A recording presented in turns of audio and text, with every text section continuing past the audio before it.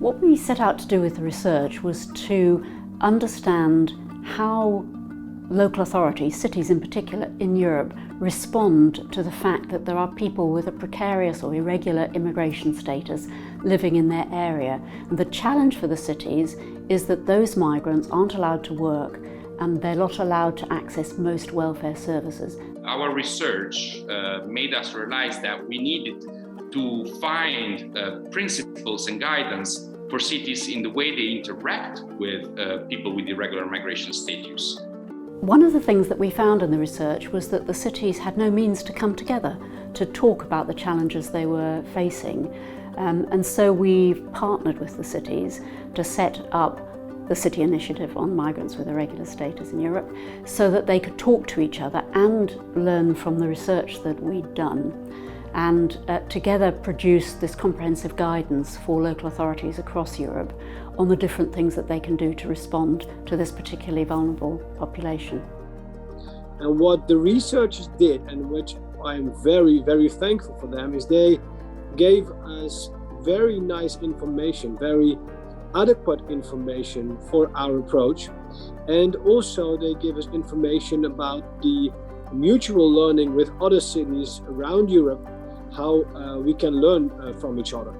It was hugely rewarding working with the cities, and it was based on, in a sense, mutual respect for having different expertise on the issue that we could offer to each other.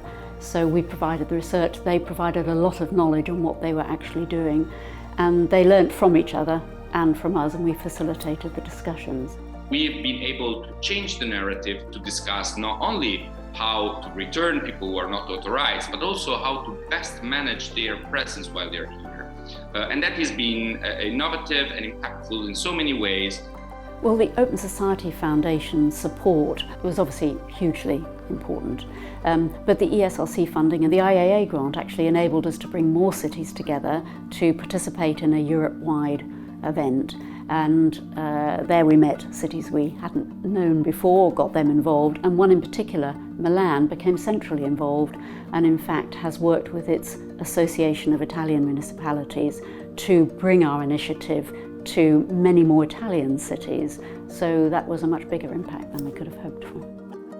Now, after 20 years, and indeed it is also thanks to the C-MISE project, we have a cooperation with the national government, and I hope that this cooperation will even improve our own approach as well, as it improves the national network.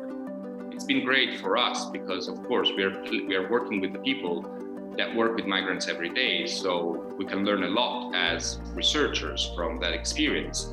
But at the same time, they can gain a lot by cooperating with academia, because they can base their policy decisions on the basis of academic rigor and evidence base. What was actually really key was to discuss sensitive issues within a neutral and safe space.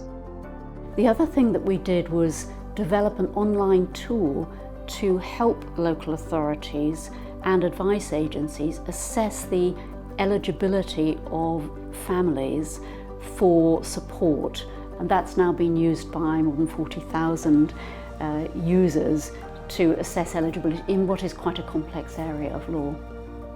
We have now more than 50 cities from across 19 countries that have engaged in this process, have actually introduced new services as a result of it, or started to allow migrants with irregular status to have access to services that were already provided. Local authorities are talking about this group of people. They say to us now there's a sort of normalcy about it. It was that issue over there we didn't talk about. Now we talk about it as a normal part of what we do.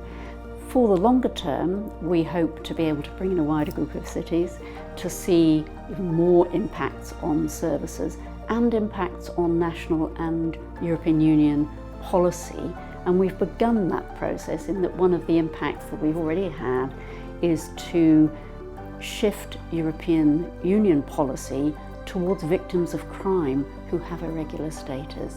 And that, of course, is the only way in which you can ensure that everybody has protection from crime, regardless of why and how they're in the country.